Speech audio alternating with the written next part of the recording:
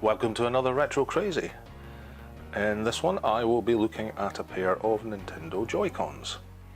Now I want to prove that bargains still exist if you can wait and shop around.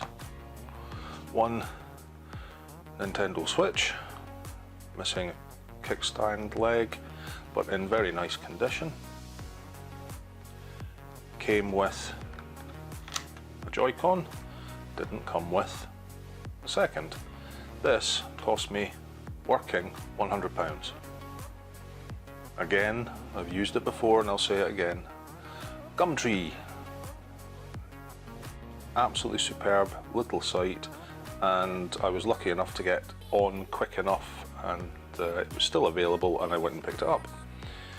So I ordered the other Joy-Con, which works fine. So everything is perfect, except for one small issue on both Joy-Cons. I shouldn't be able to do that. I should have to press the release button on the back for them just to slide out. You press the release button and there is a clip just down inside here which releases. Be able to see that just in there,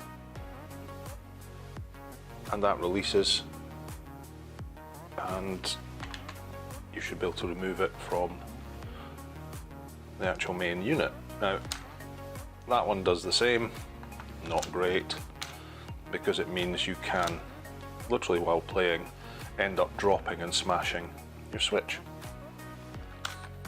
So let's put the Switch to the side because this is what we're interested in. And after a little scour on eBay, I came across these. And these are the replacement clips, but this time in full metal. So I'm going to replace these ones with metal versions. That will alleviate this problem, and hopefully it will mean that the Switch will not hit the ground. So this is the first for me. I know my mate Vince has done a number of these things. As you can see, it's trying to connect. I think this one may need charged, which is fine. Not worried about that, they were both working. So never having taken one of these apart before, let's have a look and see what we can find. So these use a Nintendo Tri-Wing. It's 3 legs on the screw. You should be able to see that once it focuses. Oh.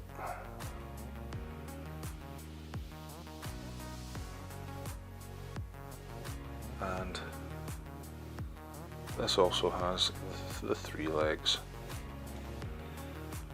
So let's see how we get on.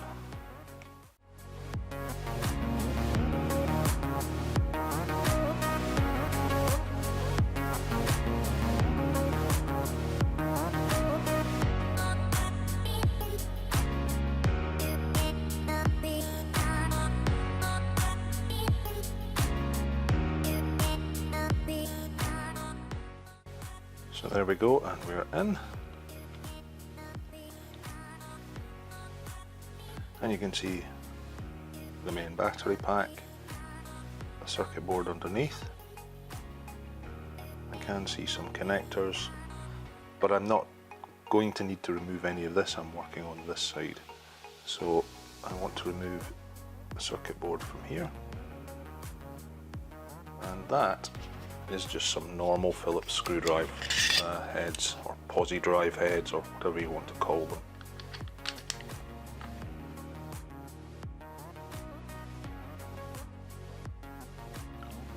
This is a common problem with these, and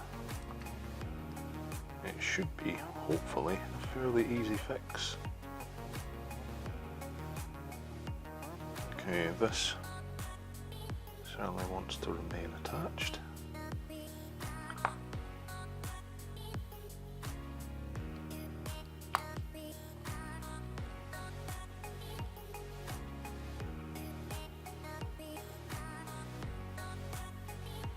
Let's see if we can gently lift this out.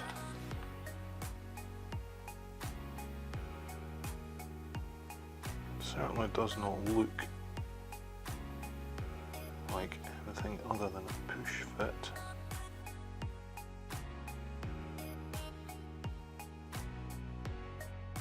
No, that's not wanting to come out. Okay, can I work around it? So I need to make sure that these pads stay in place, and the buttons up here. Again, a small Phillips screw here.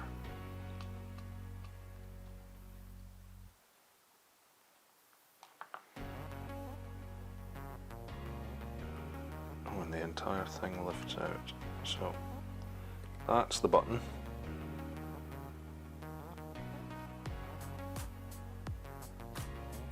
And here is the damaged lock. That's held in with this Phillips screw. Now I can see a spring underneath. I'm going to take it very slow and careful.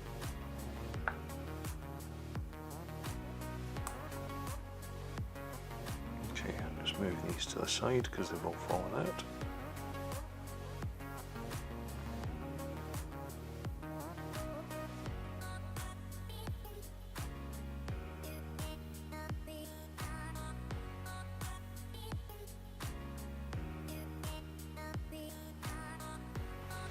Well, it's coming, and it seems to be pushed into a groove at either side. So I'm just using these tweezers just to gently prise it back and out. And that's why it wouldn't just lift out. It's got some quite long legs.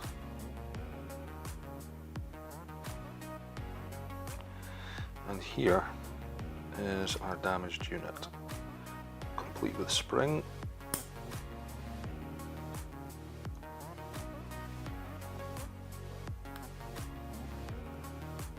Now I'm using my finger at the top to catch the spring because I don't want that flying out. So there's the way it came out. And now I'm going to try and match it. And the one that matches is that. Let's see, are they both the same? No, they are sided. So you do need to make sure you get the right one. To take the spring out, transplant it over. That can now go to the side. And apparently all I need to do is get this back in.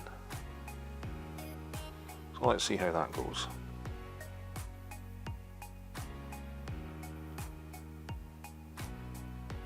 Try and get the spring in the top first and then fail to compress it, apparently.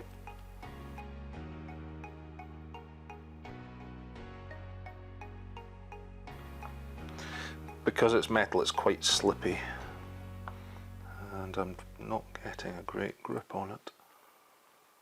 Okay, I may go, it really is quite slidey. I'm going to go over and grab some pliers instead, allowing me to get a good grip on it, hopefully.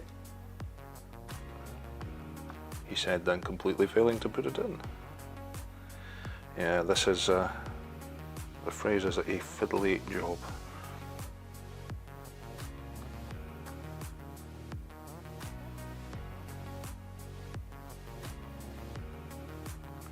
It's now in place,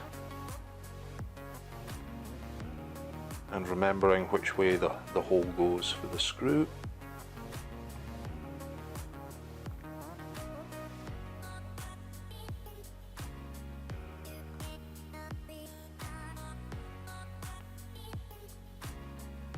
Line that back up and push it in. And now it should just be reassembly. So I've kept the screw on there.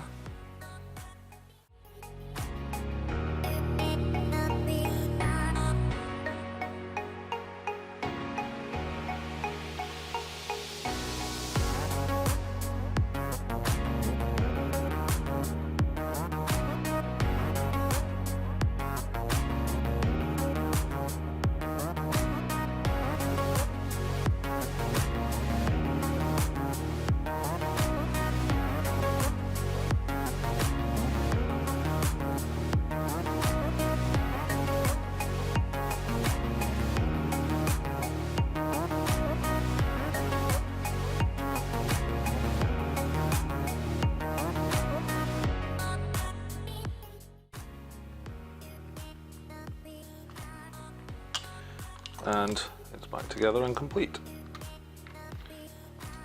The question is, oh yeah, that's not coming out now unless you use the release. You can hear it's a really positive lock. Yes, so that's a big fix for what is in effect a very, very cheap part. Now, you should hopefully just be able to see the damage on this. If I hold it up, you can see the damaged edge. And that's all it takes, that tiny little bit of damaged edge. So, well worth doing. Don't cost yourself a small fortune having a replacement switch or a repair for what is something that you can do in 5 minutes at home. These, I'll leave a link on the video and in the description where you can get these. I just did an eBay search and got them. It'd been less than about £3, I think, delivered. Not expensive. So well worth the investment. Don't be daft. Get it done. Save yourself a fortune. Well, that's it. Nice short video, this one. Thanks for watching, and see you in the next Retro Crazy.